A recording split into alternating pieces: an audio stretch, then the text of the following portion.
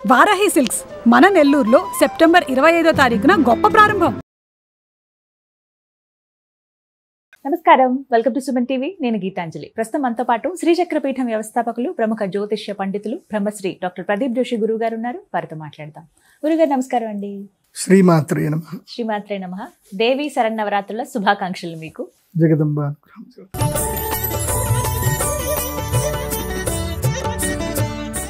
గురుగారు, మరి ఈసారి చాలా విశేషం అని చెబుతున్నారు. నవరాత్రులు 11 రోజులు అమ్మవారిని చాలా చక్కగా పూజించుకోవచ్చు అని చెప్తున్నారు, ఒకే తిథి 2 రోజులు ఉండడం వల్ల. అసలు ఏమిటి ప్రత్యేకత? అలాగే ఎవరైతే అమ్మవారి పూజ చేసుకుందాం అనుకుంటారో ఈ నవరాత్రుల్లో ఎలా చేసుకోవాలి? మొదటిసారి ప్రారంభించుకుంటున్నామండి మేము, ఇప్పుడే ఏమైనా నియమాలు ఉన్నాయా? కలశం పెట్టుకోవాలా? అఖండ దీపం పెట్టాలా? ఇలా చాలా సందేహాలు ఉంటాయి. వీటి గురించి మాట్లాడదామండి. శ్రీ గురుభ్యో నమః. శ్రీమాత్రే నమః. శివశక్త్యా యుక్తో యది భవతి శక్త ప్రభవితుం న చేదేవం దేవో న ఖలు కుశల స్పందితుమపి అతస్త్వామారాధ్యాం హరిహర విరించాదిభిరపి ప్రణంతుం స్తోతుం వా కథమకృత పుణ్య ప్రభవతి. శ్రీమాత్రే నమః. దేవీ నవరాత్రులు, దీన్ని శరన్నవరాత్రులు అంటారు. నవరాత్రుల్లో అత్యంత శ్రేష్టమైనటువంటిది, అగ్రగణ్యమైనటువంటిది, సులభమైనటువంటిది, శీఘ్ర ప్రసన్నము కలిగించేటువంటి నవరాత్రుల్లో దేవీ నవరాత్రులు శరన్నవరాత్రులు. ఎందుకోసమంటే సహజీవ శరదాం శతం అని మనకి పెళ్లి మంత్రాల్లో చెప్తారు. అంటే శరదృతువు ఎలాగైతే ఉంటుందో అలా మీరు ఎప్పుడు కూడా జీవితాంతం అలా కలిసి ఉండండి, శరదృతువులాగా మీ జీవితం గడిచిపోవాలి అంటారు. శరదృతువు అంటే అర్థం ఏంటంటే ఇట్స్ అ బ్యాలెన్స్డ్ ఋతువు అనమాట. అంటే శరదృతువులో ఎండ కొడుతుంది, వర్షము పడుతుంది, చలి పెడుతుంది. అంటే మూడు కలిపి సమంగా ఉంటాయి అనమాట. అంటే అతిగా చలి పెట్టదు, అతిగా ఎండ ఉండదు, అతిగా వర్షాలు ఉండవు. సో బ్యాలెన్స్ స్టేట్ లో ఉంటుంది. అంటే లైఫ్ లో మనం బ్యాలెన్స్ స్టేట్ లో ఉండాలి అనేది చాలా ఇంపార్టెంట్. అందుకే ఈ శరన్నవరాత్రి ఏం చేస్తుందంటే లైఫ్ ని బ్యాలెన్స్ చేస్తుంది. బ్యాలెన్స్ చేయడం అంటే మీరు స్టేబుల్ గా ఉండడము. స్టెబిలిటీ చాలా ఇంపార్టెంట్. లైఫ్ లో బ్యాలెన్స్ ఉండాలి. ఏది అతి చేయకూడదు, ఏది లో చేయకూడదు. అయితే అతిగా ఉపవాసాలు చేయకూడదు, లేదంటే అతిగా తినకూడదు. సో బ్యాలెన్స్ గా ఉండాలి. ఆ బ్యాలెన్స్ స్టేట్ ఆఫ్ మైండ్ ని ఇవ్వడానికే మనము ఈ యొక్క దేవీ నవరాత్రులు ఉపాసన చేయాలి. దేవీ నవరాత్రులు చాలా ప్రధానమైనటువంటివి, చాలా శ్రేష్టం. అమ్మవారికి ఒక పేరు ఉంటుంది, సద్యప్రసాదిని, విశ్వసాక్షిని, సాక్షివర్జిత అని అమ్మవారి పేరు. నవరాత్రి ఉపాసన చేసేటువంటి వాళ్ళు లలితా సహస్రనామములో ఈ పేరుని బాగా గుర్తుపెట్టుకోండి. ఈ పేరుని మీరు ఎంత మనసులో తలుచుకుంటే అమ్మ మిమ్మల్ని అంత తొందరగా అనుగ్రహిస్తుంది. సద్యప్రసాదిని, విశ్వసాక్షిని, సాక్షివర్జిత. అంటే అమ్మ నీవు సద్యప్రసాదిని అంటే శీఘ్రంగా, సద్య అంటే ఇలా అడగగానే అలా ఇచ్చేస్తాం.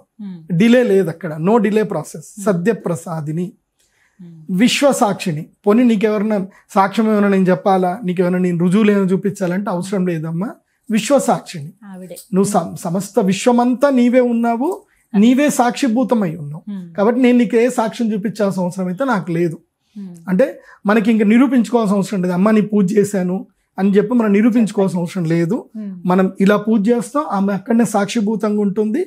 సో ఆమెకి సాక్షి వర్జిత, ఆమెకి ఏ సాక్షి అవసరం లేదు, సాక్ష్యాలు చూపించాల్సిన అవసరం లేదు. సో ఇది చాలు మనకి. అంటే అమ్మ అనుగ్రహం, అమ్మ మా దగ్గరనే ఉంది, మనకి తొందరగా అనుగ్రహిస్తుంది అని చెప్పడానికి ఈ 3 నామాలు ఎక్కువగా ఉపయోగపడతాయి. సద్యప్రసాదిని, విశ్వసాక్షిని, సాక్షివర్జిత. సో ఇలా అమ్మవారిని ఈ పేరుతోటి తలుచుకుంటూ లలితా సహస్రనామం చదువుకుంటూ నిత్యము ఈ నామాన్ని మనసులో అనుకుంటూ దేవీ నవరాత్రి ఉపాసన చేయగలరు. ఉపాసన విధి విధానంలో ఏంటంటే మొట్టమొదటిగా ఎలా చెయ్యాలి అనేది చెప్తాను, జాగ్రత్త వినండి, ఇది అందరూ పాటించండి. 1, 21వ తారీఖు మహాలయ అమావాస్య ఉంటుంది. ఈ 21వ తారీఖు ఏం చేయాలి? ఎవరైతే తమ ఇంట్లో నవరాత్రులు చేసుకుందాం అనుకుంటున్నారో 21వ తారీఖు మొత్తం కూడా ఇంట్లో స్వచ్ఛ భారత్ కార్యక్రమం పెట్టుకోవాలి. ఇల్లు మొత్తం కూడా బూజు లేకుండా ఇల్లు అంతా నీట్గా కడిగేసుకోవాలి. 21 మొత్తం క్లీన్ చేసుకోవాలి. అమావాస్య రోజే అన్ని క్లీన్ చేసుకోవాలి.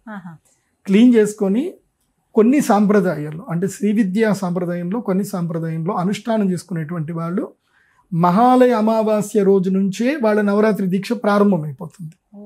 అంటే మహాలయ అమావాస్య రోజు రాత్రే అమ్మవారికి ముందు రోజే ఈ మహాలయ అమావాస్య రోజే అమ్మవారి శ్రీచక్రానికి పసుపు కుంకుమ నీళ్లతోటి అభిషేకం చేసి వాళ్ళు అనుష్ఠాన విధి ప్రారంభం చేసుకుంటారు. నెక్స్ట్ రోజుకి ముందుగా కొన్ని విధులు ఉంటాయి, శ్రీ విద్య వాళ్ళకి మాత్రం ఉంటుంది, అందరికి అవి వర్తించు. అందుకే మీరు శృంగేరి శంకర మఠం వెళ్ళారనుకోండి, మీరు ఇప్పుడు నల్లకుంటలో ఉంటుంది హైదరాబాద్లో అయితే కనుక, భాగ్యనగరంలో నల్లకుంటలో శృంగేరి శంకర మఠం ఉంటుంది. అక్కడ మీరు వెళితే శారదాంబ అమ్మవారికి మహాలయ అమావాస్య రోజు జనాలు పోటెడతారు, అక్కడ విపరీతం ఉంటారు. ఆ రోజు అమ్మవారికి మహాలయ అమావాస్య రోజు నిజరూప దర్శనము, అభిషేకాలు, స్వర్ణగౌరి అమ్మవారికి దర్శనము చాలా అద్భుతంగా ఉంటుంది. అంటే ఆ రోజు నుంచే సెలబ్రేషన్ స్టార్ట్ అయిపోతుంది, మహాలయ అమావాస్య నుంచి స్టార్ట్ అయిపోతుంది. వాస్తవంగా ఏంటంటే కొన్ని సాంప్రదాయంలో ఉన్నటువంటి వాళ్ళు ఏం చేస్తుంటే ఈ మహాలయ అమావాస్య రోజు, అంటే పెద్ద పెద్ద దేవస్థానాలు కానీ ఏదైనా సరే, ఈ మహాలయ అమావాస్య రోజు అమ్మవారి ముందు రాసి పోస్తారు. ఒక పసుపన్నము, ఒక పెద్ద రాసి పోసి ఒక పెద్ద చాప పరిచి చాప మీద పసుపన్నం వేసి దాని మీద పసుపు కుంకుమ పెట్టి పువ్వులు పెట్టి కర్పూరం వెలిగించి అమ్మవారికి కళ్ళకి గంతలు కడతారు. కళ్ళకి గంతలు కట్టి ముఖానికి ఒక ఆచ్ఛాదనం వేసి ఇదంతా వేసి అమ్మవారికి ముఖం అద్దానికి చూపిస్తూ కర్పూరం వెలిగించి అమ్మవారికి అద్దంలో అమ్మ ముఖం చూపిస్తారు. అంటే మహాలయ అమావాస్య రోజు అమ్మవారు విపరీతమైన ఆకలితోటి ఉంటుంది అని అంటారు కొన్ని సాంప్రదాయ ప్రకారం. అందుకే గ్రామ దేవతలకి ఎవరైనా ఉంటే వాళ్ళు ఈ మహాలయ అమావాస్య రోజు ఇందాక నేను చెప్పిన విధంగా, అంటే గ్రామంలో ఇప్పుడు ఏదో ఊరుందట, ఆ ఊర్లో అందరూ చనిపోతున్నారు, అలాంటి ఊర్లు ఏవైనా సరే ఊర్లో ఏదైనా అన్ఎక్స్పెక్టెడ్ థింగ్స్ జరుగుతున్నాయనంటే ఈ మహాలయ అమావాస్య రోజు అమ్మవారికి 11 కిలోల బియ్యముతో అన్నం వండి, పసుపన్నం వండి, అంటే అన్నం వండేటప్పుడే పసుపు నెయ్యి బెల్లం వేసి వండి అమ్మవారి ముందు ఒక పెద్ద చాప పరిచి, అంటే అమ్మవారికి ఒక పసుపు బట్ట కప్పి ముందు ఒక చాప పరిచి దాని మీద అన్నం పసుపు రాసిన మొత్తం కూడా వేసి ముందు ఒక పెద్ద అద్దం పెట్టి దాంట్లో దీపాలు ఇది ఉంటుంది కదా, పూర్ణవతి దీపాలు ఉంటాయి కదా, దీపం పెట్టి పెద్ద దీపం వెలిగించి కర్పూర దీపం వెలిగించి అప్పుడు అమ్మవారికి ఆచ్ఛాదనం చేసి అమ్మ నైవేద్యం తీసుకోమ్మ, మా గ్రామ దేవత మాకు ఏ అరిష్టాలు రాకుండా చూసుకోమ్మా అని అమ్మవారికి నివేదన చేయాలి. ఆ తర్వాత అన్నం మొత్తం కూడా పక్షులకి ఎక్కడైనా పెట్టేస్తే పక్షులు తినేటట్టుగా చూడాలి, గోవు లేకపోతే పక్షులు, అంతే. ఇది చేస్తే గనక అరిష్టం అంతా కూడా పోతుంది. ఎందుకోసం అంటే మహాలయ అమావాస్యని అరిష్టం పోవడానికి చేసుకోవాలి. కాబట్టి ఇంట్లో మొత్తం కూడా ఇల్లు అంతా క్లీన్ చేసుకోవడం, పూజ గది అంతా క్లీన్ చేసుకోవడం. చిన్న సందేహం గురుగారు, ఆ రోజు పెద్దలకి పెట్టుకోవడం అవన్నీ ఉంటాయి కదండి, అవి కూడా చేయాలి. మళ్ళీ కదా అవి చేసి ఇవి కూడా చేసుకోవాలి. పెద్దలకు పెట్టాల్సినవి పెద్దలకి పెట్టాలి, చేయాల్సిన అన్ని చేసి మధ్యాహ్నం తర్వాత ఇంకా ఈ స్వచ్ఛ భారత్ కూడా స్టార్ట్ చేసుకోవాలి, ఇల్లంతా క్లీన్ చేసుకోవాలి. చాలా మంది ఇళ్లలో నేను చూస్తూ ఉంటాను, వాళ్ళు ఫోటోలు ముట్టరు, ఏదో భయపడతారు, అదేదో విచిత్రంగా. ఆ ఫోటోల మీద మొత్తం బూజంత అలాగుంటుంది, బల్లులు కాపురం పెడతాయి ఫోటోలు వెనుక, మొత్తం బూజంత ఉంటుంది, విగ్రహాల దగ్గర అంతా అట్లాగే ఉంటుంది. అవే తీయాలి, ఫోటోలు మొత్తం తీయాలి, క్లీన్ అంతా చెయ్యాలి. మహాలయ అమావాస్యకి మొత్తం క్లీన్ చేసుకోవాలి, ముందు రోజే అంతా శుభ్రం చేసుకొని ఇంకా తోరణాలు అన్ని సిద్ధం చేసుకొని తోరణాలు కట్టుకోవాలి. ఇక నవరాత్రి రోజు ఏం చేయాలి? మొదటి రోజు ఎవరైతే దీక్ష తీసుకోవాలనుకుంటున్నారో వాళ్ళు లేచి తలస్నానం చేయాలి. తర్వాత ఉతికిన బట్టలు లేదా కొత్త బట్టలు ఏవైనా సరే మంచి బట్టలు కట్టుకోవాలి. ఇక్కడ సంకల్పానికి ముందే సిద్ధం ఏం చేసుకోవాలి అని అంటే కలశం తీసుకోవాలి. అమ్మవారి మోము ఉంటే మోము తీసుకోవాలి, కలశము అమ్మవారి మోము తీసుకొని సిద్ధం చేసుకోవాలి. కలశ స్థాపన చేసుకోవాలి. ఒక పసుపు రంగు వస్త్రం కానీ, ఎరుపు రంగు వస్త్రం కానీ, తెలుపు వస్త్రం కానీ, నలుపు నీలము పనికిరాదు, మిగతా ఏ వస్త్రం అయినా సరే ఓకే. ఆ వస్త్రం పరిచి దానిపైన బియ్యం వేసి దానిపైన అష్టదళ పద్మంలాగా తమలపాకులు 8 వైపులు 8 దిక్కులు 8 తమలపాకులు పెట్టాలి. పెట్టి మధ్యలో బియ్యం వేసి, బియ్యము కానీ, గోధుమలు కానీ, రాగులు కానీ, జొన్నలు కానీ, మీరు ఏ ఆహార పదార్థాలు తింటే అవి వేసుకోవచ్చు, బియ్యమే వేయాలని రూల్ ఏం లేదు. తర్వాత అక్కడ కలశాన్ని పెట్టాలి. కలశం పెట్టి కలశం మీద కొబ్బరికాయ పెట్టి అమ్మవారి యొక్క మోము ఉంటే అమ్మవారి మోము ఆ కలశానికి చక్కగా పెట్టి చీరలా కట్టి కలశాన్ని సిద్ధం చేసుకోవాలి. గురుగారు, మరి ఎలాంటి కలశం పెట్టుకోవాలండి? చాలా మందికి ఇదే సందేహం, ఎటువంటి కలశం ఉండాలి అంటే ముందు పూజలు, ఇప్పుడు గణపతి పూజ అప్పుడు కానీ, వరలక్ష్మి వ్రతం అప్పుడు కానీ పెట్టుకునేటువంటి ఆ కలశాలేనా, వేరే ఏమన్నా ప్రత్యేకంగా పెట్టుకోవాలా అని అడుగుతూ ఉంటారు. ఇప్పుడు కలశం అంటేనేమో ఇలాంటి కలశం పెట్టుకోవాలి. ఇది కలశానికి ఇది శాస్త్రీయ వచనం ప్రకారం ఇట్లాంటిదే కలశం అంటే. ఆహా. సో పూజల్లో ప్రధాన కలశం ఎప్పుడైతే ఉంటుందో ఇట్లాంటి కలశమే పెట్టుకోవాలి. మిగతాదన్నీ కూడా అవి వేరే ఉప కలశాలు, ప్రధాన కలశము, కలశాలకు కూడా రూపాలు ఉంటాయి, ఆ రూపాన్ని బట్టి కూడా ఉంటుంది. ఆగమ శాస్త్ర ప్రకారం ఇలాంటిదే కలశం పెట్టుకోవాలి. ఇలాంటి కలశం పెట్టుకుని దీని మీద కొబ్బరికాయ పెట్టుకోవాలి. ఇదిగో అమ్మవారి యొక్క రూపు, ఇలాంటి రూపు. ఇది సిల్వర్ లో ఉంటుంది, ఈ సిల్వర్ లో తయారు చేపించి పెట్టాము మేము. చాలా మంది మా భక్తులు వచ్చి అడిగి తీసుకెళ్తారు. సో ఈ రూపం ఉంటుంది, అమ్మవారి రూపం. చూడండి ఎంత బాగుంది, చాలా ముద్దుగా ఉంది అసలు. ఇది మేము ప్రత్యేకంగా తయారు చేయించాము, ఇది తయారు చేపించి పెట్టాము. ఎవరికైనా భక్తులు కావాలంటే మొత్తం అంతా కలిపి ఒక ప్యాకేజ్ లో ఇస్తాం మేము, మా పీఠంలో ప్యాకేజ్ లో ఇస్తాం. అంటే కలశము, అమ్మవారి మోము, శ్రీచక్ర స్ఫటికలింగము, శ్రీచక్రం బిళ్ళ, తర్వాత ఒక ప్రవాళ గణపతి, తర్వాత జపం చేసుకునే మాల, మెడలో వేసుకునే పగడాల మాల, ఇవన్నీ కలిపి ఒక ప్యాకేజ్ లో ఇస్తాం. అందరు కూడా తీసుకోవచ్చు, కొరియర్ లో చేసి చేస్తాం, తీసుకోవచ్చు కూడా. ముందుగానే ఎవరైతే కావాలనుకుంటున్నారో వాళ్ళు ఈ విధంగా ఒకసారి కాల్ చేయండి, గురువు గారి నెంబర్ కాల్ చేస్తే మీకు ఇవన్నీ కూడా మీ అందరి కోసం అని చెప్పి అమ్మవారి గురించి మాకు అడిగారు కాబట్టి, మేడం గారు అడిగారు కాబట్టి గీతాంజలి గారికి అమ్మవారిది ప్రసాదంగా ఇస్తున్నాను నేను, తీసుకోండి. సంతోషం అండి, థ్యాంక్ యూ. దసరాకి ముందే వచ్చేసింది అమ్మవారి నా దగ్గరికి. పసుపు గౌరిని తయారు చేసుకోవాలి. తర్వాత నవగ్రహాలు, అష్టదిక్పాలకులు, దీనితో పాటు నవదుర్గలని కూడా అక్కడ అదే దాంట్లో మనం ఏం చేయాలంటే 8 అష్టదళ పద్మం వేయాలి. 8 దళాలు, 8 పోకలు, 8 గౌరమ్మలు, మధ్యలో ఒక గౌరమ్మ ఒకటి. అంటే నవదుర్గలని కూడా ప్రతిష్టాపన చేసుకోవాలి. నవదుర్గలు పసుపుతోటి నవదుర్గలు చేసుకోండి. నవదుర్గలు చేసి వక్క, ఖర్జూర పండు, బాదాము అవి కూడా పెట్టాలి. పెట్టి ఇటు నవదుర్గలు, ఒకవైపు నవగ్రహాలు, చుట్టూ అష్టదిక్పాలకులు, పంచలోక పాలకులు, దేవతలు అన్నీ కూడా ప్రతిష్టాపన చేసుకొని ఇక పూజ చేసుకోవాలి. పూజ చేసేటప్పుడు మొట్టమొదటిగా ఏంటంటే సంకల్పం చేసుకొని, నేను నవరాత్రుల్లో అమ్మవారి అనుగ్రహం కొరకు, ఇంకా ఉంటుంది కదా, క్షేమ, స్థైర్య, ధైర్య, వీర్య, అభయ, ఆయురారోగ్య, అష్టైశ్వర్యాది అభివృద్ధ్యర్థం అని అన్నీ చెప్పుకొని, ఈ సంవత్సరం లోపల నవరాత్రుల్లో నేను విశేషంగా అమ్మవారి యొక్క అనుగ్రహం కొరకు మాత్రమే పూజ చేసుకుంటున్నాను. నా వరకైతే నేనేం చెప్తాను అంటే కోరికలు కోరద్దని చెప్తా. నేనైతే కోరికలు కోరద్దని చెప్తా. ఎందుకోసమంటే బుద్ధి కర్మానుసారేణ అంటారు. ఏంటి? బుద్ధి కర్మానుసారేణ. మన బుద్ధి అవే కోరికలు కోరుకుంటుంది, మన కర్మను బట్టి బుద్ధి కోరికలు కోరుకుంటుంది. అంటే మనకి ఇంతే రావాలి అని అనుకున్నప్పుడు మనం అమ్మవారిని అడగొద్దు. అమ్మకి తెలుసు ఏది ఇవ్వాలో, మొత్తం అమ్మకి తెలుసు, అమ్మకి అన్నీ తెలుసు. సో మనం ఏది అడగొద్దు. ఇప్పుడు కడుపులో పిండం ఉంటుంది, ఆ పిండాన్ని ఎట్లా పెంచాలి అనేది కన్న తల్లికి తెలియదు, కానీ లోకమాతకు తెలుసు కదా. పిండం గట్టిగా ఎట్లా తయారైపోతుంది, ఇంత మైక్రో నుంచి ఒక పెద్ద పిండం ఎలా తయారవుతుంది, అది ఒక గర్భంలో కాదు, అన్ని గర్భాల్లో అందరికీ తయారవుతుంది. ఎవరు చేస్తున్నారు? లోకమాతను చేస్తుంది కదా. అలాంటి అమ్మని ఏది అడగొద్దు. అమ్మ నీ అనుగ్రహం చాలు. ఏంటి? నీ అనుగ్రహం చాలు అనాలి. అమ్మ అనుగ్రహాన్ని మించింది ఈ ప్రపంచంలో ఏది లేదు. మిగతా అన్ని చాలా చిన్నవి, జుజుబి అంత, అది అసలు లెక్క కాదు, ఈ జన్మ కాదు.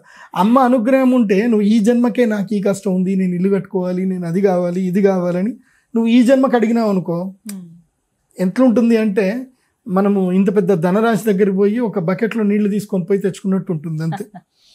ఆల్రెడీ అమ్మ సాగరం అంత ప్రేమ మనకి ఇస్తుంది అంటే బకెట్లో నీళ్ళు మాత్రం ఇస్తే చాలు అని అంటే ఎంత విడ్డూరంగా ఉంటుంది. అందుకే విశేషత దేవి అనుగ్రహత సిద్ధ్యర్థం, అమ్మవారి యొక్క అనుగ్రహం కావాలంతే. దేవి సాన్నిధ్యత సిద్ధ్యర్థం, అమ్మవారి యొక్క సాన్నిధ్యం దొరకాలి. ఇంతకు మించింది లేదు. ఇంకా కోరిక ఇదే కోరుకోండి, ఇంతకు మించి ఏం కోరకండి.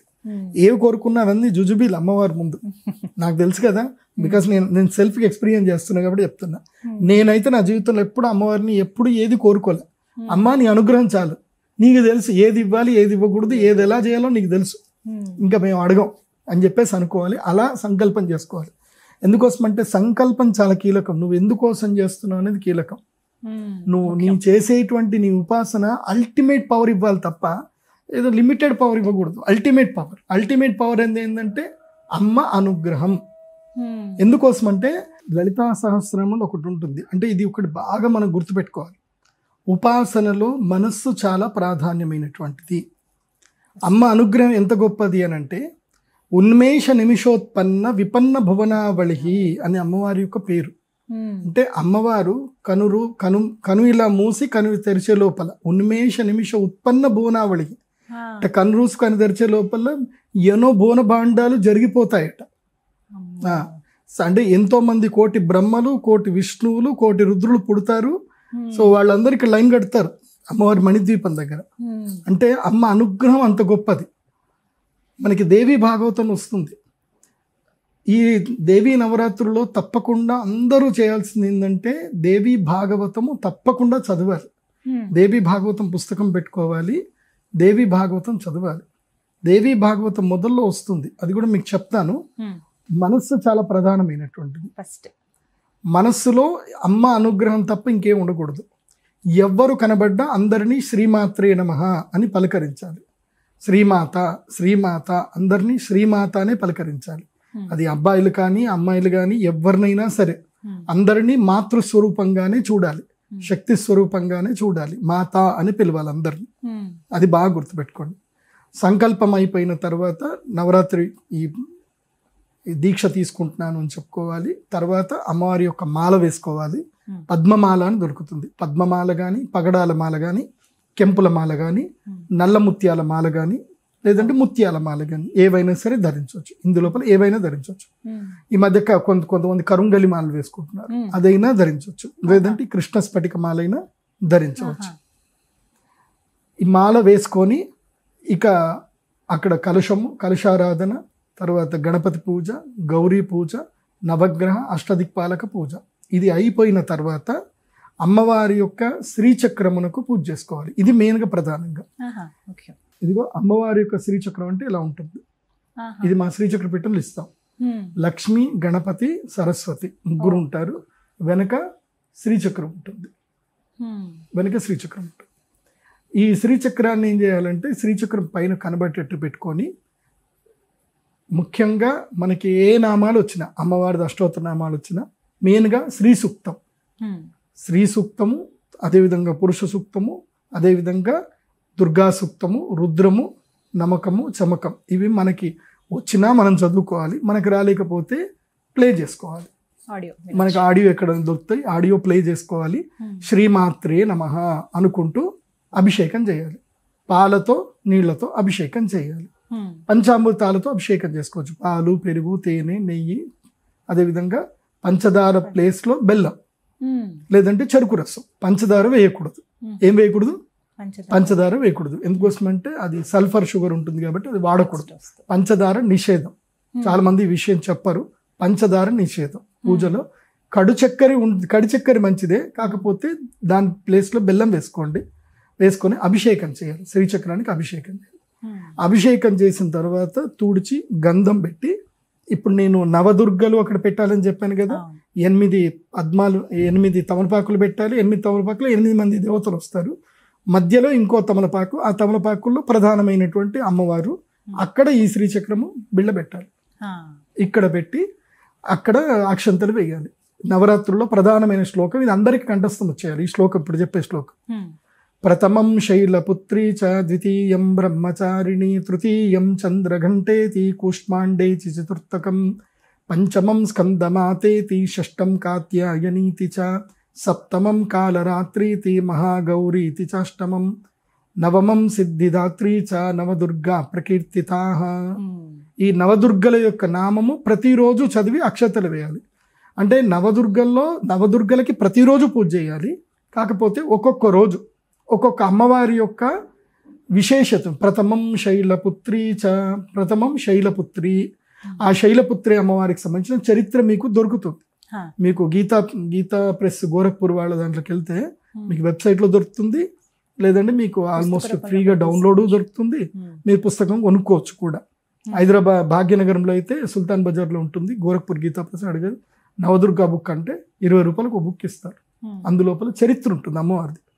చక్కగా చరిత్ర తీసుకోవాలి, చరిత్ర చదవాలి. ప్రతిరోజు అమ్మవారి చరిత్ర చదవాలి. చాలా మంది ఏమనుకుంటారంటే నవరాత్రి దీక్ష తీసుకున్నాము, మాల వేసుకున్నాము, రోజు అమ్మవారికి పూజ చేసుకున్నాము, జపం చేసుకున్నాం, బయటికి వెళ్ళిపోయాం అనుకుంటారు. అయ్యప్ప దీక్షల కాదు. అయ్యప్ప దీక్షల్లో అలాగే ఉంటుంది. ఒకటి ఎక్స్ట్రా ఏమిటంటే ప్రతిరోజు చరిత్ర చదవాలి. అమ్మవారికి సంబంధించి చరిత్ర చదవాలి. ఎందుకోసం అంటే అమ్మవారికి చాలా ఇష్టమైంది ఏంటంటే ఆమె చరిత్ర చదవడం అంటే ఆమెకి ఇష్టం. ఆమె చరిత్రని ఎప్పుడూ చదువుతూ ఉండాలి. ఇప్పుడు అమ్మవారు మహారాజ్ఞి. రాజు ఎలా సంబరపడతాడు అంటే మీరు ఆ గొప్ప పనులు చేశారు, ఈ గొప్ప పనులు చేశారని చెప్తే కీర్తిస్తే రాజు ఇష్టపడతాడు. అలా అమ్మవారి యొక్క చరిత్ర చదవడం వల్ల అమ్మ అనుగ్రహం కలుగుతుంది. ప్లస్ ఇంకోటి ఏం తెలుసా, అమ్మ చరిత్ర చదవడం వల్ల నీకు అమ్మ నీ యొక్క మనసులో సాక్షాత్కరిస్తుంది. ఇప్పుడు నువ్వు ఆ కథ చదువుతా ఉన్నావు. ఇప్పుడు నేను దేవి భాగవతంలో చెప్తాను ఒక కథ. నేను ఆ కథ చెప్తా ఉంటే అమ్మ నీ కళ్ళల్లో నీ మనసులో అక్కడ తాదాత్మ్యకంగా అమ్మ నువ్వు దర్శించుకుంటావు. చరిత్ర చదవలేదు అనుకో, నీకు అమ్మ ఎక్కడ కనిపిస్తుంది? నీ కోరికలే కనిపిస్తాయి, నీ బాధలే కనిపిస్తాయి, నీకు అమ్మ కనపడదు. చరిత్ర చదివేవనుకో అమ్మ నీకు సాక్షాత్కరిస్తుంది మనసులో. నీ యొక్క నువ్వే సినిమా డైరెక్టర్వి, నీ మనసులోనే అమ్మవారి యొక్క లోకం నీ దృష్టిలో ఎలా ఉండాలో అలా కనిపిస్తుంది నీకు. ఎవరి దృష్టిలో వాళ్ళకి లోకం అలా కనిపిస్తుంది.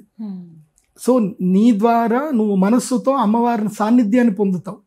కాబట్టి ఈ నవరాత్రుల్లో దేవి భాగవతం తప్పకుండా చదవాలి. వినడం కన్నా చదవడం చాలా ముఖ్యం. విన్నా సంతోషమే. ఇప్పుడు నేను చెప్పిన కథ విని అది మీరు తాదాత్మ్యం చేసుకొని మీరు కూడా చదువుకోండి. అది ఒకటి. ఇలా నవదుర్గలు పూజ చేసుకోవాలి. నవదుర్గ పూజ చేసుకొని తర్వాత ప్రధానంగా ఏంటంటే ఖడ్గమాల స్తోత్రం. ఇది మెయిన్ స్టెప్. నవరాత్రుల్లో మెయిన్ స్టెప్ ఏంటంటే ఖడ్గమాల స్తోత్రం. ఈ శ్రీచక్రం అక్కడ పెట్టుకొని ఖడ్గమాల స్తోత్రం చదవాలి. ఈ ఖడ్గమాల స్తోత్రం చాలా మంది అలా చదివేస్తారు. అలా కాకుండా ఏంటంటే శ్రీమాతృ శరణం గచ్చామి అనాలి, లేదంటే శ్రీమాతృ శరణం అనాలి ప్రతి ఒక్క నామానికి. ఇప్పుడు అనంగ కుసుమే నమః, అనంగ మధునాతురాయే నమః, అనంగ వేగిన్యే నమః, అనంగాంకుశే నమః, అనంగ వేగిన్యే నమః. ఇలా అమ్మవారి యొక్క చాలా శక్తివంతమైన పేర్లు ఇవి. మీరు ఖడ్గమాల అంటే చాలా సింపుల్ అనుకుంటారు, కానీ చాలా శక్తివంతమైన పేర్లు ఇవి. ఖడ్గమాల స్తోత్రంలో హ్రీంకారాసన గర్భిత నరశిఖాం సౌక్లీం కళాం బిభ్రతీం సౌవర్ణాభరధారిణీం వరసుధా ధౌతాం త్రినేత్రోజ్వలాం వందే పుస్తకపాశమంకుశధరాం స్రగ్భూషితాముజ్వలాం తాం గౌరీం త్రిపురాం పరాత్పరకళాం శ్రీచక్ర సంచారిణీం. శ్రీచక్రములో నిత్య సంచారం చేసేటువంటి ఆ అమ్మవారికి నమస్కారం చేస్తున్నాను చదివి ఖడ్గమాల స్తోత్రం చదవాలి. ఖడ్గమాల స్తోత్రము శ్రీచక్రం మీదనే అక్షంతలు వేస్తూ చదవాలి. ఎందుకోసమంటే ఖడ్గమాల స్తోత్రంలో వచ్చే ప్రతి అమ్మవార్ల పేర్లు శ్రీచక్రంలో ఉండేటువంటి త్రికోణాలలో ఉండే శక్తుల యొక్క పేర్లే ఈ పేర్లు. ఒక్కొక్క అమ్మవారికి ఒక్కొక్క అక్షౌహిణి సైన్యం ఉంటుంది. మీరు మణిద్వీప వర్ణన చదవాలి. ఈ నవరాత్రుల్లో మణిద్వీప వర్ణన చదవాలి. మణిద్వీప వర్ణన చదివితే తెలుస్తుంది ఈ అమ్మవారి పేర్లను అక్కడ వస్తాయి. మణిద్వీపంలో అమ్మవార్లు ఎక్కడెక్కడ ఉన్నారు అన్ని విషయాలు వస్తాయి. ఆ విషయాలన్నీ తెలుసుకొని చదవాలి. అలా చదివి ఖడ్గమాల స్తోత్రం అయిపోయిన తర్వాత లేచి హారతి ఇచ్చేసి నైవేద్యం పెట్టాలి. ఏ నైవేద్యం అంటే రోజుకు ఒక ప్రత్యేకమైన నైవేద్యం పెట్టాలి. రోజు ప్రత్యేకమైన నైవేద్యం పెట్టాలి. లేదంటే మీకు శక్తి ఉంది అని అంటే రోజు 5 రకాల నైవేద్యం పెట్టాలి. 5 రకాలు 9 రోజులు 5 రకాల నైవేద్యం పెట్టాలి. వాస్తవంగా నేను శ్రీ విద్య కాబట్టి నేను చేసేటప్పుడు నేను ఎలా చేస్తానో అది చెప్తాను, అలాగే చేసుకోవాలి. సాధకుడు ఎవరైతే ఉన్నాడో సాధకుడే వంట చేయాలి, వేరే వాళ్ళతో చేయించకూడదు. చేస్తే దాంట్లో మళ్ళీ కొంచెం అంత ప్యూర్గా ఉండదు, పర్ఫెక్ట్గా ఉండదు. భార్యతోటి చేయిస్తే చేయించవచ్చు, భార్య లేకపోతే భర్త మాత్రమే తనకు తానుగైతే చెయ్యాలి. ఏం చేయాలంటే సెగడి ఉంటుంది, ఈ లేకపోతే గ్యాస్ స్టవ్ మీదైనా చేయండి, కానీ సెగడి మీద చేస్తే మంచిది. సెగడి అంటే అర్థం ఏంటంటే నిప్పులు పొయ్యి. ఇత్తడి గిన్నెల్లో అన్నం వేయాలి. అన్నం వేసేటప్పుడు 5 పిడికల అన్నం తీసుకుంటూ నమస్కారం చేసుకొని 5 పిడికల అన్నం వేయాలి. దాంట్లో వేసి బియ్యం కడిగి అన్నం పెట్టాలి. అన్నం అయిపోయిన తర్వాత దాన్ని 5 భాగాలు చేయాలి. 5 భాగాలు చేసి ఒక భాగం పెరుగన్నం, ఒక భాగాన్ని ఏం చేయాలి, పెరుగన్నం చేయాలి. ఇంకో భాగంతో ఏం చేయాలంటే పులిహోర చేయాలి. నిమ్మకాయ పులిహోర కానీ చింతపండు పులిహోర కానీ ఒక పులిహోర చేయాలి. ఇంకొక భాగంతో ఏం చేయాలంటే పాయసం చేయాలి. ఏది బెల్లం రసంతో కలిపినటువంటి నెయ్యి వేసి, నెయ్యి కాజులు అవన్నీ కూడా మంచిగా చేసేసి తర్వాత బెల్లం వేయాలి. బెల్లం కరిగిన తర్వాత అందులో అన్నం వేసి అన్నాన్ని కలిపి బెల్లం అన్నం తయారు చేయాలి. సో బెల్లం అన్నం తర్వాత పాలన్నం, క్షీరాన్నం చేయాలి. క్షీరాన్నం అయిపోయిన తర్వాత ఏంటంటే ఈ కొబ్బరి ఉంటుంది కదా, కొబ్బరిని బాగా తురిమి ఆ కొబ్బరితోటి ఇంకోటి ఏదైనా ప్రత్యేకమైన పదార్థం చేయాలి. ఇలా 5 రకాల పదార్థాలు చేయాలి. కొంతమంది ఇంగువ అన్నం కూడా చేస్తారు కొన్ని సాంప్రదాయాల్లో, అంటే కర్ణాటక తమిళనాడు సాంప్రదాయంలో ఇంగువ అన్నం చేస్తారు. కొంతమంది ఇంగువ చేసి అది కూడా తింటారు. ఎందుకోసం అంటే అది ఆరోగ్యానికి చాలా మంచిది కాబట్టి ఇంగువ అన్నం చేయమంటారు. సో ఇంకా లేదంటే కొంతమంది ఇంకా వేరే వేరే చేస్తారు. 5వ దానికి మాత్రం ఎవరిష్టం వాడదు. ఈ 4 అయితే తప్పకుండా చేయాలి. ఎందుకోసమంటే మనకి మూలాధారాంబుజారూఢ పంచవక్త్రాంశ సంసిద అంకుశాదిపరణ వరదాది నిషేవిత ముద్గౌదన సక్తచిత్త సాకిన్యంబ స్వరూపిణి. ముద్గౌదన అంటే ఏంది? పెసరపప్పుతోటి చేసినటువంటి అన్నం. సో కిచిడి చేయాలి. ముద్గౌదన సక్తచిత్త సాకిన్యంబ స్వరూపిణి. అట్లాగే క్షీరాన్న ప్రీతమానస, దద్యన్న ప్రీతమానస, ఇలా అమ్మవారికి పేర్లు వస్తాయి. అక్కడ ఏమేం పేర్లు అక్కడ చెప్పారో లలితా సహస్రనామంలో ఆ మెయిన్గా 5 అన్నాలు చెప్తారు. ఆజ్ఞా చక్రాబ్జనలయ అక్కడ అన్నం చెప్పరు అమ్మవారికి. సహస్రాం రాంబుజ కూడా చెప్పరు, అక్కడ అన్నం చెప్పరు. అది బియాండ్ ద నైవేద్యం, అది ఆ స్థాయికి వెళ్ళడం అంటే. సో ఈ 5 చక్రాలకి 5 నైవేద్యాలు చెప్తారు. ఆ 5 నైవేద్యాలు చేయాలి. చేసి అమ్మవారికి నైవేద్య నివేదన చేయాలి. ఇది అంతా కూడా డైలీ ఎర్లీ మార్నింగ్ అయిపోవాలి. డైలీ ఎన్ని గంటల నుంచి? 4 గంటల నుంచి 7 మ్యాక్సిమం 8 గంటల లోపల అయిపోవాలి ఇదంతా కూడా. అంటే వితౌట్ ఎనీ డిస్టర్బెన్స్ ఇవన్నీ కూడా కంప్లీట్ చేసేసుకోవాలి. చేసుకొని మళ్ళీ మీ రెగ్యులర్ డ్యూటీస్లోకి వెళ్ళిపోవచ్చు. మళ్ళీ సాయంత్రం పూట ఏంటంటే జస్ట్ అమ్మవారికి సంబంధించి ఏవైతే కీర్తనలు ఉంటాయో కీర్తనలు చదువుకొని కొబ్బరికాయ కొట్టి నివేదన చేసుకొని, సాయంత్రం పూజ చాలా చిన్నగా ఉంటుంది, పెద్దగా ఉండదు. సాయంత్రం అమ్మవారి యొక్క నామాలు ఎక్కువగా చదవాలి, భజన చేయాలి. తర్వాత అమ్మవారి యొక్క ఇదైతే ఉంటుందో కథ వినాలి లేదా చెప్పాలి. మీరు వింటూ మీ పిల్లలందరూ కూడా చెప్పాలి. ఇది పద్ధతి. వాస్తవం ఏంటంటే మీరు చదువుతూ మీ పిల్లలందరినీ కూడా కూర్చోబెట్టి సాయంత్రం 6:30కో 6 గంటలకో ఇంట్లో వాళ్ళందరినీ కూర్చోమని చెప్పాలి. ఆ ఇంట్లో కర్ణపిశాచిని తీసి పక్కన పెట్టాలి. తర్వాత ఇంకొక భూతం ఉంటుంది. ఏ భూతం? టీవీ అని ఒక భూతం ఉంటుంది, దాన్ని పక్కన పెట్టాలి. ఇవన్నీ పక్కన పెట్టేసి పిల్లలందరినీ కూర్చోబెట్టి పుస్తకం పెట్టుకొని తల్లి లేదా తండ్రి, ముఖ్యంగా తండ్రి చెప్పాలి. తండ్రి కథ చదవాలి. కథ చదువుతూ తాను కథను అర్థం చేసుకొని పిల్లలకు కూడా చెప్పాలి. చెప్పి కథ చెప్పి అమ్మవారి శక్తి ఇది అని అర్థం చేసుకుంటే అమ్మవారికి జయ జయకారాలు చేసి హారతిచ్చి అందరూ ప్రదక్షిణ చేసుకొని మళ్ళీ నిద్రకు ఉపకరించడం, మళ్ళీ తెల్లారులేసి తల స్నానం చేసి మళ్ళీ ఈ విధంగా పూజ చేసుకోవడం. ఈ విధంగా ఈ 9 రోజులు, ఇప్పుడు ఈ సంవత్సరం అయితే కనుక 11 రోజులు, అంటే విజయదశమి వరకు చేసుకోవాలి. విజయదశమి వరకు చేసి విజయదశమి నవరాత్రి రోజున, అంటే ఏదైతే నవరాత్రి రోజు ఉద్యాపన చేయాలి. నవరాత్రి రోజు ఉద్యాపన చేయాల్సింది ఉంటుంది. ఎందుకోసమంటే ఉత్తర పూజ నవరాత్రి రోజు ఉత్తర పూజ కొంచెం కలుషం జరపాలి, అక్షంతలు వేయాలి. యజ్ఞేన యజ్ఞమైజంత దేవా స్థాని ధర్మాన్ని ప్రథమాన్యాసం దేహనాకమేమ నిత్యపూర్వే సాధ్యాసంతు దేవాహ అని చెప్తే, ఎందుకోసమంటే విజయదశమి రోజు అమ్మవారికి ఏదైతే కనుక విజయం కదా, అమ్మవారికి జైత్రయాత్ర జరుగుతుంది కాబట్టి దేవతలు అమ్మవారిని పిలువమని రమ్మని చెప్పి పిలుస్తారు అన్నమాట. కాబట్టి అమ్మవారు అక్కడికి కూడా వెళతారు, మన సాన్నిధ్యంలో కూడా ఉంటారు. కాబట్టి నవరాత్రి రోజు ఉద్యాపన అంటే ఉత్తర పూజ చేసి విజయదశమి రోజున చక్కగా, చాలా మంది విజయదశమి రోజు నాన్ వెజ్ తినాలి అనుకుంటారు. అసలు విజయదశమి రోజు నాన్ వెజ్ తినకూడదు. దీక్ష తీసుకున్న వాళ్ళైతే తినకూడదు. విజయదశమి రోజు అమ్మవారికి జమ్మి పెట్టాలి. జమ్మి పెట్టి పూజ చేసుకొని ఆ విధంగా ఈ నవరాత్రులు చక్కగా పూజలు చేసుకోవాలి. అయితే ఈ సంవత్సరం మాత్రం అమ్మవారికి అంటే ఇదైతే పసుపు ఉంటుంది కదా, పసుపు గౌరి, ఈ పసుపు గౌరి నీళ్లలో కలిపేయాలి. నీళ్ళలో కలిపి ఆ నీటిని మీరు స్నానమైనా చేసుకోవచ్చు, లేదంటే మీకు ఒంటికైనా పెట్టుకోవచ్చు, లేదంటే ఏదైనా ఆహారంలో వేసుకోవడానికైనా బండారు కింద అయినా వాడుకోవచ్చు, ప్రసాదం కింద వాడుకోవచ్చు. ఈ సంవత్సరం ఏంటంటే కనుక అమ్మవారి యొక్క నిమజ్జనాలు శుక్రవారం వస్తుంది, ఏకాదశి. కాబట్టి శుక్రవారం చేయకూడదు. అక్టోబర్ 3వ తారీఖు అమ్మవారి యొక్క ఊరేగింపు చేయాల్సింది ఉంటుంది. కాకపోతే శుక్రవారం వస్తుంది కాబట్టి శుక్రవారం అమ్మవారిని ఎప్పుడూ సాగనంపకూడదు. కాబట్టి శుక్రవారం కూడా అమ్మవారిని అక్కడనే ఉంచుకోవాలి. వీలైతే కోలాటాలు ఆడండి, అన్నీ చేసుకోండి. శనివారం అమ్మవారికి ఊరేగింపు చేసి, చాలా మంది ఏమనుకుంటారంటే లేదు మేము శుక్రవారం కలుపుతాము, నిమజ్జనం మాత్రం నెక్స్ట్ డే శనివారం చేస్తూ ఉంటారు. అట్లా చేయకూడదు. శనివారం రోజే అమ్మవారిని కదపడము, అమ్మవారికి ఒడిబియ్యం పోయడము, తర్వాత ఊరేగింపు చేయడము, శనివారమే అమ్మవారికి నిమజ్జనం. శుక్రవారం చేయడానికి అయితే లేదు, చేయకూడదు. పెద్ద పెద్ద విగ్రహాలు ఎవరైతే పెడతారో వారు ఈ పెద్ద పెద్ద పద్ధతి విగ్రహాలు. పాటించాలి. ఇప్పుడు ఇంట్లో అయితే గనక దసరా రోజు కదిపేయచ్చండి, తీసేయచ్చని నవరాత్రి రోజు ఏదైతే నవమి ఉంటుంది కదా, నవమి రోజు కదపడము, దసరా రోజు హారతి ఎంత చేసుకోవడం, నైవేద్యాలు పెట్టుకొని భోజనాలు చేసుకోవడం అంతే. నెక్స్ట్ అదైనా సరే మొత్తం తీసి పెట్టడం అయితే మాత్రం శనివారమే తీసి పెట్టాలి. కలశం మొత్తం జరిపి అంతా సర్దేసుకోవడం అంతా కూడా శనివారమే చేసుకోవాలి. ఈ విధంగా జరుపుకోవాలి. మొట్టమొదటిసారి చేసే వాళ్ళైనా ఎవరైనా ఈ పద్ధతే పాటించాలి. ఇదే పద్ధతి పాటించండి. ఇది నేను స్వయంగా పాటించి నేను అమ్మ అనుగ్రహం పొందినటువంటి పద్ధతి. మీరు కూడా ఇదే పద్ధతి పాటించండి. అందరినీ అమ్మ అనే పిలవండి. దేవి అమ్మవారిని అమ్మ అని పిలవాలి. ఎవరినైనా, లేదంటే మాత, శ్రీమాత అని పిలవాలి. మీ పిల్లల్ని పేరు పెట్టి పిలవండి. ఎవరిని పేరు పెట్టి పిలవకూడదు, అందరినీ శ్రీమాత అని పిలవాలి అంతే. వస్త్రం ముఖ్యం అని అంటారు. అంటే మాల వేసుకున్న వాళ్ళైతే ఎరుపు ధరిస్తారు కదండి, ఎరుపు రంగు. ఇప్పుడు దీక్షలాగా కేవలం ఈ 11 రోజులే చేసుకుంటామండి మేము అనేవాళ్ళు ఎలాంటి వస్త్రాలు?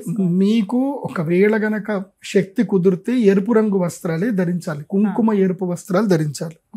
కుంకుమ ఎరుపు వస్త్రం ధరించండి.